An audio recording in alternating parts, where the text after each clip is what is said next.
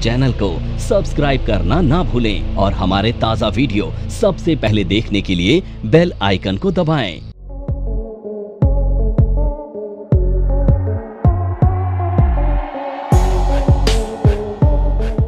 अच्छा, अब कुछ ना स्पेशल प्रोविज़न देखते हैं हम कैपिटल गेन के। स्पेशल प्रोविज़न है, अब आपको क्या पता है कि क्या पता है कि कैपिटल एसेट क्या होती है, ट्रांसफ़र क्या होता है, कैपिटल गेन कितने तरह के होते हैं, 2 तरह के, शॉर्ट टर्म और long term. Short term capital gain निकालने का तरीका क्या है, शॉर्ट टर्म कैपिटल गेन निकालने का फॉर्मूला, कंप्यूटेशन कैसे करते हैं शॉर्ट टर्म की, sale consideration minus cost of sale, cost of transfer जिसे बोलते हैं net consideration, net consideration minus cost of या index cost of acquisition, cost of acquisition है, क्योंकि शॉर्ट टर्म में इंडेक्सेशन अलाउड ही नहीं है ना, शॉर्ट टर्म में इंडेक्सेशन होता ही नहीं, हमेशा लॉन्ग टर्म में इंडेक्सेशन होता है, क्योंकि इनकम टैक्स मान रहा है कि ज़्यादा से ज़्यादा लॉन्ग शॉर्ट टर्म क्या है, मैक्सिमम 36 महीने, उससे कम का शॉर्ट टर्म ही तो है। वो कह रहा 3 साल में इन्फ्लेशन से कोई फ़र्क नहीं पड़ता है, इन्फ्लेशन का फ़र्क तो ज़्यादा लॉन्गर ड्यूरेशन में पड़ता है, तो 3 साल तक तो हम इंडेक्सेशन देंगे ही नहीं। लेकिन कुछ शॉर्ट टर्म कैपिटल, कुछ कैपिटल एसेट ऐसी भी हैं जो 12 महीने या 24 महीने में भी लॉन्ग टर्म हो जा रही हैं, है ना। कुछ कैपिटल एसेट ऐसी हैं जो 12 महीने के बाद ही लॉन्ग टर्म हो जाती हैं और कुछ ऐसी हैं जो 24 के बाद ही लॉन्ग टर्म हो जाती हैं, लेकिन बाकी एसेट ऐसी हैं जो 36 के बाद ही लॉन्ग टर्म होती हैं। तो लॉन्ग टर्म कैपिटल एसेट में ही इंडेक्सेशन मिलता है अगर वो ट्रांसफ़र होती है, शॉर्ट टर्म में इंडेक्सेशन मिलता ही नहीं, चाहे कुछ भी हो जाए। अगर आपने कोई लैंड एंड बिल्डिंग खरीदी है और आपने बेची है करीब 26 महीने के बाद, is it a long term capital asset और a short term capital asset, 26 month long term, तो इसका इंडेक्सेशन मिलेगा नहीं मिलेगा, मिलेगा, है ना। मतलब इनकम टैक्स का मानना है क्या है कि लैंड एंड बिल्डिंग में 2 साल 3 साल के बाद भी इन्फ्लेशन का फर्क पड़ जाता है बहुत ज़्यादा, तो इसका इंडेक्सेशन दे रहा है। लेकिन ज्वेलरी बेची है आपने 26 महीने के बाद, तो is it a long term asset और शॉर्ट टर्म, 26 महीने के बाद ज्वेलरी बेची है, 26 महीने 26 month, jewellery sold after 26 month, is is short term capital asset और a long term capital asset, short term है, ज्वेलरी शॉर्ट टर्म है, ज्वेलरी आती है अदर एसेट्स में जो 36 महीने वाली हैं, तो 26 महीने 26 महीने में बेचोगे तो ज्वेलरी इज शॉर्ट टर्म, और शॉर्ट टर्म कैपिटल एसेट बेचोगे तो उसमें इंडेक्सेशन नहीं मिलता है, यानी कि sale consideration minus cost to sale minus cost of acquisition, net capital gain आ जाएगा आपके पास, है ना। तो अब कुछ स्पेशल केस देखते हैं कि क्या हो रहा है। अगर special provision under treatment under capital gain, urban agriculture land अगर बेचोगे तो उस पर कैपिटल गेन टैक्स लगता है ना। रूरल एग्रीकल्चर लैंड पे टैक्स नहीं लगता है, लेकिन अर्बन एग्रीकल्चर लैंड पे टैक्स लगता है। बट कुछ सिचुएशन ऐसी हैं जो सेक्शन 47 में दी हुई है, जहां उन्होंने बोला है कि अगर अर्बन एग्रीकल्चर लैंड में, ध्यान से सुनना, if an urban agricultural land is being used by the assessee or family of the assessee within 2 years prior to the transfer of that assets, है ना। अगर for the agriculture purpose, अगर कोई urban agricultural land है और वो transfer से 2 साल पहले तक कैपिटल एसेट के बीच में, मतलब वो एग्रीकल्चर पर्पज़ के लिए यूज होती है, या तो असेसी खुद कर रहा हो या उसके फैमिली के लोग कैसे के एग्रीकल्चर एक्टिविटी कर रहे हैं, और उसका ट्रांसफ़र हो जाता है, transfer by way of compulsory acquisition, transfer by way of compulsory acquisition of an urban agriculture land which is being used for the agriculture purposes by assessee himself और any member of the family of assessee, that transfer is exempt from the capital gain. दोबारा, अगर कोई urban agriculture land है और वो 2 साल पहले तक transfer by way of compulsory acquisition, transfer by way sale नहीं बोल रहा हूँ मैं, ध्यान रखना, transfer by way of compulsory acquisition, यानी कि आपकी कोई अर्बन शहर में कोई एग्रीकल्चर लैंड थी जिसे गवर्नमेंट ने एक्वायर कर लिया, और उस लैंड पे आप खुद या आपके फैमिली के मेंबर एग्रीकल्चर एक्टिविटी कर रहे थे, कब, जिस डेट पे ट्रांसफ़र हुई उससे 2 साल पहले तक, है ना, बहुत ज़्यादा पीछे नहीं जाना, जिस डेट पे एक्वायर हुई है उस साल से 2 साल पहले तक अगर उस पर लगातार 2 साल तक एग्रीकल्चर एक्टिविटी हो रही थी, तो उस पर आने वाला कैपिटल गेन ट्रांसफ़र नहीं माना जाएगा, कैपिटल गेन से एग्जम्प्ट है, उस पर टैक्स नहीं लगेगा। लेकिन urban agriculture land which is not being use for the agriculture purposes, जो एग्रीकल्चर पर्पज़ के लिए यूज नहीं हो रही थी और वो कंपलसरी एक्वायर हो गई, तो ट्रांसफ़र भी माना जाएगा, कैपिटल गेन भी लगेगा। कैपिटल गेन कितना लगेगा, compensation received minus cost of acquisition, और index cost of acquisition as the case में भी, है ना। तो अगर अर्बन एग्रीकल्चर लैंड सेल हुई है बाय वे ऑफ कंपलसरी, अगर नॉर्मल सेल हुई है तब तो है ही है। एग्जम्पशन कब है? जब कंपलसरी एक्विजिशन हुआ किसी की शहर, जैसे इधर अभी ये NH8 बना है ना, तो NH8 जो बनाया है ये दिल्ली, गुड़गांव, महिपालपुर से होते हुए, तो ये तो पहले एग्रीकल्चर एक्टिविटी होती थी यहाँ पर, है ना, लेकिन ज़मीन तो एग्रीकल्चर है और अर्बन एग्रीकल्चर लैंड है। क्यों? क्योंकि वो म्यूनिसिपल कॉर्पोरेशन की जो लिमिट है उसके अंदर आती है। ऐसी म्यूनिसिपल कॉर्पोरेशन जिसकी पॉपुलेशन 10,000 है तो उसके अंदर जितनी ज़मीनें आएंगी वो सारी कैसी हैं? अर्बन है। ऐसी म्यूनिसिपल कॉर्पोरेशन जिसकी पॉपुलेशन 10,000 से ज़्यादा और 1 लाख से कम है और उस म्यूनिसिपल कॉर्पोरेशन के 2 किलोमीटर के अंदर आने वाली ज़मीनें भी सारी अर्बन है। और ऐसी म्यूनिसिपल कॉर्पोरेशन जिसकी पॉपुलेशन 1 लाख से ज़्यादा है लेकिन 10 लाख से कम है, उस म्यूनिसिपल कॉर्पोरेशन के अंदर उसके 6 किलोमीटर की रेडियस में जितनी भी ज़मीन आएंगी वो भी अर्बन एग्रीकल्चर लैंड है। ऐसी म्यूनिसिपल कॉर्पोरेशन जिसकी पॉपुलेशन 10 लाख से ज़्यादा, उसके 8 किलोमीटर की रेडियस में जितनी भी ज़मीनें आएंगी सब अर्बन एग्रीकल्चर लैंड है। तो जो दिल्ली गुड़गांव जयपुर हाईवे बना है NH8, ये दिल्ली की म्यूनिसिपल कॉर्पोरेशन लगती है, आगे चले जाओ गुड़गांव के लगते हैं, थोड़े आगे चले जाओगे राजस्थान की म्यूनिसिपल कॉर्पोरेशन लगेगी। तो सारी लैंड अर्बन एग्रीकल्चर लैंड थी।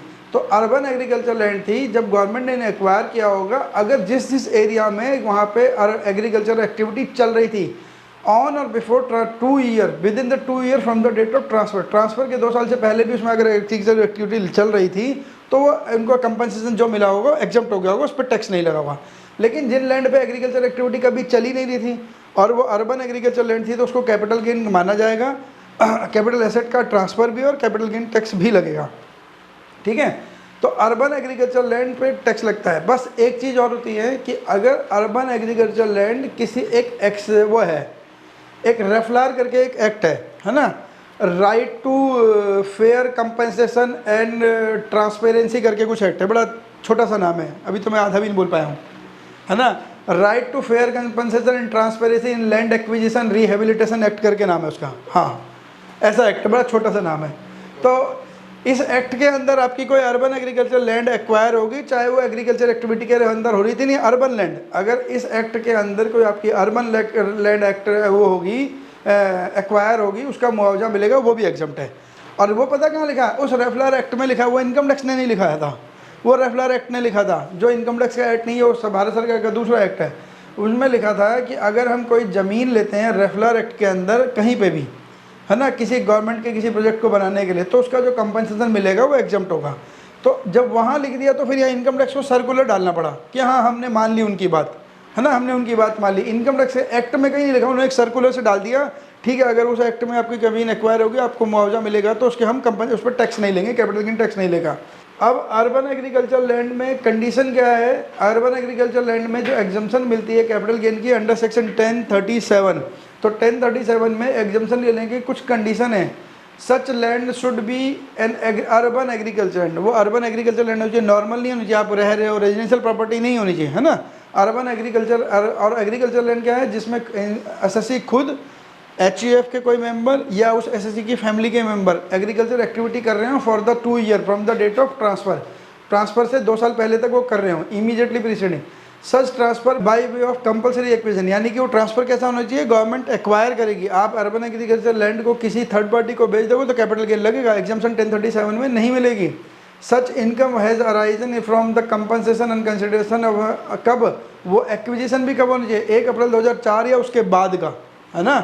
अगर वो एक्विजिशन 1 अप्रैल 2004 से पहले हो तो ये 1037 की एग्जम्पशन आपको नहीं मिलेगी। यानी कि 1 अप्रैल 4 का जब बजट आएगा, 4 अप्रैल बजट फाइनेंशियल 4-5 का जो बजट आएगा उसमें उन्होंने प्रोविज़न डाला था, सेक्शन 1037 में ये वाली अर्बन एग्रीकल्चर लैंड को डाल दिया था। और उसके अलावा जो मैं रेफलर एक्ट कह रहा हूँ, right to fair compensation in transparency in acquisition and क्या है, रिहेबिलिटेशन एक्ट, उसके अंदर अगर आपकी ज़मीन एक्वायर हुई है तो भी आपको वो एग्जम्प्ट है, तब तो वो एग्जम्प्ट है, कहीं की भी हो, फिर तो कोई लेना देना नहीं है। और अगर अर्बन एग्रीकल्चर 1 अप्रैल 2010 के बाद हुई है ना, 1 अप्रैल 2004 के बाद एक्वायर होती है तो आपके लिए एग्जम्प्ट हो जाएगी अंडर सेक्शन 1037, उस पर कैपिटल गेन नहीं लगेगा। यहाँ तक क्लियर है? ट्रीटमेंट और रूरल एग्रीकल्चर लैंड, देखो रूरल एग्रीकल्चर लैंड तो कभी कैपिटल गेन एसेट थी, कैपिटल एसेट थी रूरल एग्रीकल्चर लैंड, आपकी गाँव की ज़मीन agriculture land, rural agriculture land जो सेक्शन 2 की डेफिनेशन के हिसाब से रूरल बनती है ना। और रूरल क्या है? Which is not a urban agriculture land, जो अर्बन नहीं है वो सारी रूरल है, वही लॉन्ग टर्म वाला, जो शॉर्ट टर्म नहीं है वो लॉन्ग टर्म है, वही वाला खेल। तो अर्बन कौन सी थी अभी हम देखा है, किसी म्यूनिसिपल कॉर्पोरेशन के 10 ऐसी म्यूनिसिपल कॉर्पोरेशन जिसकी पॉपुलेशन 10,000 है, उसके अंदर जितनी भी लैंड आएगी सब अर्बन है। और उस म्यूनिसिपल कॉर्पोरेशन, ऐसी म्यूनिसिपल कॉर्पोरेशन जिसकी पॉपुलेशन 10,000 से ज़्यादा लेकिन 1 लाख से कम है, उसके 2 किलोमीटर के रेंज तक की सारी लैंड अर्बन है। ऐसी म्यूनिसिपल कॉर्पोरेशन जिसकी पॉपुलेशन 1 लाख से ज़्यादा लेकिन 10 लाख से कम है, उसके 6 किलोमीटर के दायरे के अंदर की सारी लैंड अर्बन है। ऐसी म्यूनिसिपल कॉर्पोरेशन जिसकी पॉपुलेशन 10 लाख से ज़्यादा है, वो म्यूनिसिपल कॉर्पोरेशन प्लस उसके 8 किलोमीटर के सरकमफ्रेंस में जितनी लैंड आएंगी वो भी सारी अर्बन है। अब जो नहीं आएंगी वो सारी कौन सी होंगी, रूरल। तो rural agriculture land was not capital asset. हमने सेक्शन 2 सबसेक्शन कहाँ पढ़ा था कैपिटल एसेट की definition, section 2 subsection capital asset की डेफिनेशन सेक्शन 2 क्लॉज 40 क्या था, 14 था, 47 तो ट्रांसफ़र की डेफिनेशन है, 47 में ट्रांसफ़र की डेफिनेशन है, 14 में कैपिटल एसेट की डेफिनेशन है, सेक्शन 2 क्लॉज 14 है ना। 214 तो आपको वैसे ही याद रहना चाहिए, 214 तो वैसे ही इंपॉर्टेंट है, फरवरी 14 है ना। अब कैपिटल एसेट की डेफिनेशन कोई भुला के दिखा दे आपको, सेक्शन नहीं बोलोगे डेफिनेशन भूल जाओ, फरवरी 14 तो सबको याद रहती है। हाँ सर अभी तो उम्र है हमारी, आपकी नहीं है ना। फरवरी 14 याद रहता है सबको, हेलो, फरवरी 14 याद रहेगा। अब आप कैपिटल एसेट की डेफिनेशन भूल जाओगे लेकिन क्लॉज नहीं, सेक्शन नहीं बोलोगे। कैपिटल एसेट कहाँ डिफाइन है, वैलेंटाइन डे वाले दिन, फरवरी 2014। ये नहीं याद आ पाया, गुड मॉर्निंग। अच्छा सोचना तो कोई बात नहीं, तो मेरे को तो याद है ना, मैंने पहले आपसे पहले बहुत सारे मना लिए होंगे ना, मेरे को इसलिए याद है मैं डायरेक्ट इतना बड़ा कोई हुआ हूँ और वो 14 फरवरी कोई नई कंसेप्ट भी इंडिया में नहीं आई है कि अभी 2015 के बाद ही आई है, 2020 के बाद आई है, किसी एक्ट में कोई डिफाइन थी, बहुत पहले चला आ रहा है। तो मैंने आपसे पहले मना लिए होंगे बहुत सारे, ठीक है तो इसलिए मुझे भी इसीलिए याद है शायद, ठीक है। और ट्रांसफ़र की डेफिनेशन याद रखनी है तो कैसे याद रखनी है, हिंदुस्तान कब आज़ाद हुआ था, 47 में, ठीक है। अब दोनों चीज़ याद रखोगे। ट्रांसफ़र की डेफिनेशन कहाँ है, सेक्शन 2 क्लॉज 47, कैपिटल एसेट की डेफिनेशन कहाँ है, सेक्शन 2 क्लॉज 14।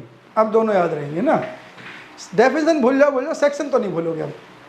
तो urban agriculture land capital rural agriculture land is not a capital asset, और वो कभी कैपिटल गेन उस पर लगता भी नहीं है ना। तो जब कैपिटल एसेट ही नहीं, उसके बेचने पे कैपिटल टैक्स कैसे लगेगा। 49 वाला ये हम पढ़ चुके हैं स्पेशल केस में जब क्या वो एसेट ट्रांसफ़र होती है। अब देखते हैं एक स्पेशल चीज़ 55 financial asset special provision capital gain bonus. अच्छा अब देखो क्या होता है, आपने शेयर्स के बारे में थोड़ा बहुत सुना होगा।